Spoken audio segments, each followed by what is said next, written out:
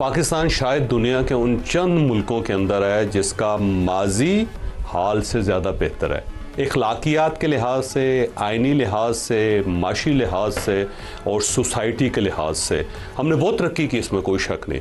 लेकिन इखलाकियात को जो जवाल है वो हैरान कुन है। मसलन जनरल गुल हसन साहब होते थे एक, और ये लास्ट कमांडर इन चीफ थे पाकिस्तान के, क्योंकि उस वक्त दो कमांड्स होती थी, एक मशरकी पाकिस्तान की कमांड थी और एक मगरबी पाकिस्तान की कमांड थी, और ये लास्ट उसके कमांडर इन चीफ थे।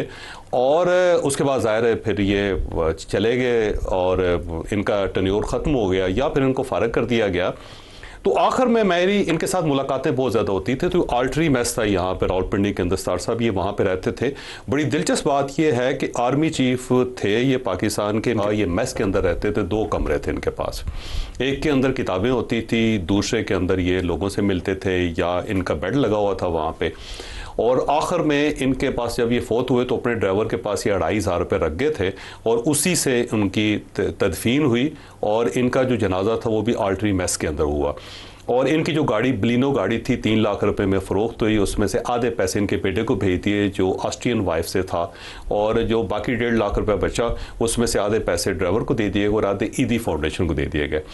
अब ये जो जनरल गुल हसन साहब थे ये कायद-ए-आज़म मोहम्मद अली जिन्ना के एडीसी थे। शुरू में जब कायद-ए-आज़म मोहम्मद अली जिन्ना पाकिस्तान बना तो उस वक्त दो उनके एडीसी थे, एक जनरल गुल हसन थे और दूसरे ये जो मियाँ रज़ा रुबानी साहब नहीं, इस वक्त जो सेनेटर हैं और जो चेयरमैन है सेनेट के, इनके वालिद थे मियाँ अतार रुबानी साहब।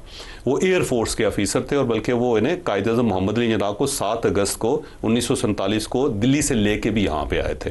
और वो पहले पाकिस्तान एयरफोर्स के कमीशन ऑफिसर भी थे मियाँ अतार रुबानी साहब। ये दोनों उनके एडीसी होते थे। तो जनरल गुल हसन साहब के साथ मेरी बड़ी मुलाकातें रही उस ज़माने में। तो जनरल साहब जो थे वो अपने पुराने किस्से बताया करते। तो एक किस्सा उन्होंने बड़ा ज़बरदस्त किस्म का बताया जिसका हम ये कह सकते हैं कि कायद-ए-आज़म मोहम्मद अली जिन्ना ऐसा पाकिस्तान चाहते थे। वो कहते थे जी रोज़ाना कायद-ए-आज़म मोहम्मद अली जिन्ना शाम के वक्त वॉक किया करते थे मोहतरमा फ़ातिमा जिन्ना के साथ। तो हम लोग वहाँ से जो आजकल गवर्नर हाउस है वहाँ से निकलते थे, उस वक्त गवर्नर जनरल हाउस था, तो मलीर की तरफ हम जाते होते थे। उन्होंने कहा जी एक उनके पास गाड़ी होती थी, एक उनके साथ गाड़ी होती थी सिक्योरिटी की, जिसका जो इंचार्ज था वो डीएसपी था और वो भी पारसी था।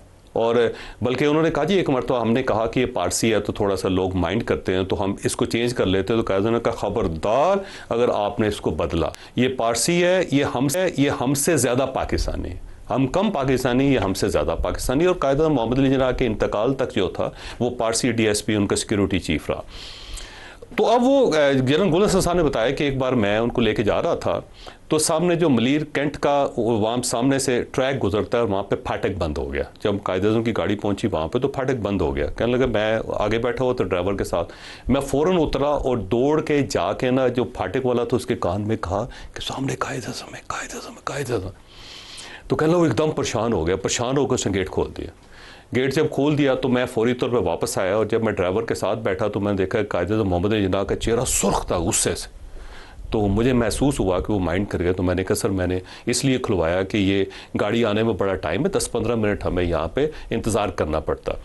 तो कायद-ए-आज़म मोहम्मद अली जिन्ना ने कहा कि ये तुमने बहुत बड़ा जुल्म किया इस पाकिस्तान के साथ। अगर आज ये फाटक मेरे लिए खुलेगा तो पूरी ज़िंदगी जो हेड ऑफ़ स्टेट्स होंगे उनके लिए फाटक खुलते रहें।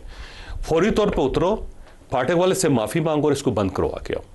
कहते जी मुझे अजीब सा लगा, मैं गया और जाके मैंने उससे कहा कि कायद-ए-आज़म माइंड कर गया। उन्होंने कहा फ़ौरन बंद करो, तो उसने फ़ौरन फाटक बंद कर दिया। उन्होंने कहा 17-18 मिनट है, उसके बाद वो ट्रेन आई, ट्रेन गुजरी, उसके बाद फिर फाटक खुला, फिर कायद-ए-आज़म मोहम्मद अली जिन्ना दूसरी साइड पे गए।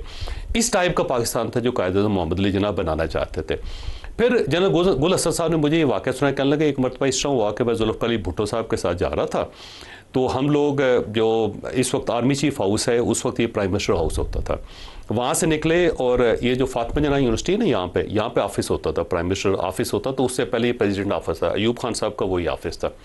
कल जब हम जा रहे थे तो मुझसे ज़ुल्फ़िकार अली भुट्टो ने कहा कि कोई वाक़या सुनाओ कायद-ए-आज़म मोहम्मद अली जिन्ना का। तो मैंने ये सुनाया। जब मैंने सुनाया तो उस वक्त एन जो प्राइम मिनिस्टर साहब की गाड़ी थी वो रेड सिग्नल के ऊपर से गुजर रही थी। यानी रेड सिग्नल जो थे प्राइम मिनिस्टर के लिए खुले हुए थे और बाकी सारी ट्रैफिक ब्लॉक हुई हुई थी, बंद हुई हुई थी। और उससे गुजर के मैंने ये सारा वाक़या सुनाया और उस तरफ भुट्टो साहब ने सिर्फ सिग्नल की तरफ देखा, उसके बाद मुस्कुराए और चल पड़े। ये बताएं कि जनरल गुल हसन की वज़ीर आज़म जुल्फ़िकार अली भुट्टो के साथ बनी नहीं थी? नहीं, उन्होंने उनको फारग कर दिया था जनरल गुल हसन को, और बल्कि उनके साथ एयर चीफ भी थे, दोनों को फारग करके उनको एम्बेसडर बना के उनकी आपस में मसला था। लेकिन कायदे मोहम्मद अली जिन्ना के ऊपर बात करना चाह रहा हूँ, अगर आप इजाज़त दें तो मैं ये मुकम्मल कर लेता हूँ।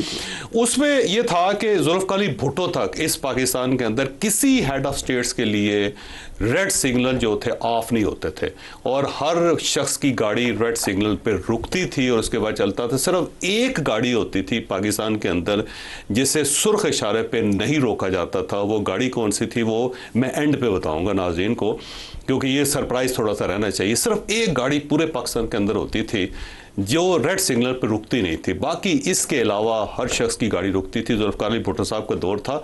उसके बाद ये रवाज बन गया कि जो हेड ऑफ स्टेट्स होगा, या अब तो मिनिस्टर्स भी होते हैं, अब तो मेयर भी होते हैं, उनके लिए भी सारे सिग्नल जो बंद कर दिए जाते हैं और उनकी गाड़ियाँ शाँ शाँ करके गुजरती रहती हैं। तो ये ट्रेजेडी है पाकिस्तान की कि हम माजी में जाते जाते हैं तो अच्छा पाकिस्तान आपको मिलता है जिसके अंदर इखलाकियात है, रवायात है, कानून है। अपना एक साहब बता रहे थे ना कि फैसले नहीं सही होते हैं, तो अब तो उस जहाँ फैसले होते हैं जिसकी लोग उम्मीद करते हैं, तो जो फैसले करने वाले होते हैं उनके लिए भी वही चीज़ आ गई है। हाँ, अब वो भी चाहते हैं कि जनाब कोई सिग्नल ना हो, सिग्नल फ्री रूट हो, और अगर दूसरी तरफ से मुखालिफ सिमत से आने वाले लोगों को रोक भी दिया जाए, हमें कोई इतराज़ नहीं होगा। यहाँ पे लोगों के बच्चे पैदा होते हैं, गाड़ियों के अंदर पैदा होते रहे, मरीज मर जाते हैं इस तरह। इतनी सिक्योरिटी के नाम पे जो प्रोटोकॉल दिया जाता है पाकिस्तान के अंदर, कायदे मोहम्मद अली जिन्ना अगर जिंदा होते तो देख के मुझे लगता है उनको बहुत अफसोस होता कि ये मैं किस किस्म का पाकिस्तान बना गया जिसके अंदर रवायात ही कायम। अच्छा, एक और गुल हसन साहब ने बात यार, एक तो आप गुल हसन साहब ने कसम वो कोई अच्छा, वैसे जनरल गुल हसन साहब ने एक और बड़ी मजे की बात, उन्होंने कहा जब फर्स्ट कैबिनेट का इजलास था ना ये, उसके अंदर कहने लगा, मैंने कायदे से पूछा कि यहाँ पे जो कैबिनेट मेंबर्स हैं उनके लिए चाय रखी जाए, कॉफ़ी रखी जाए। तो कायदे मोहम्मद अली जिन्ना ने कहा क्या चाय और कॉफ़ी का क्या मतलब, क्या ये लोग घर से चाय और कॉफ़ी नहीं पी के आएंगे, या इनके घर ये बंदोबस्त नहीं है कि ये आके यहाँ कैबिनेट के इजलास में पिएंगे। तो मैंने कहा जी वो रवायत है। उसने कहा ये अजीब सी रवायत है कि सरकारी ख़जाने से आपने चाय पीनी, सरकारी ख़जाने से आपने कॉफ़ी पीनी है, सरकारी ख़जाने से आपने खाना खाना है, तो ये तो रवायत नाकाबिले बर्दाश्त है। मेरे पाकिस्तान के अंदर ये नहीं होगा। लेकिन आज उसी कायदे के पाकिस्तान के अंदर प्राइम मिनिस्टर हाउस का बजट देख लें, प्रेसिडेंट हाउस का बजट देख लें, चीफ मिनिस्टर हाउसेस के बजट देख लें, हर सरकारी दफ्तर का एक इंटरटेनमेंट बजट है और उसके अंदर ना सिर्फ खाने खाए जाते हैं, चाय पी जाती है, कॉफ़ी पी जाती है, उस पर ट्रैवल किया जाता है, उसकी गाड़ियों के खर्चे देख लें।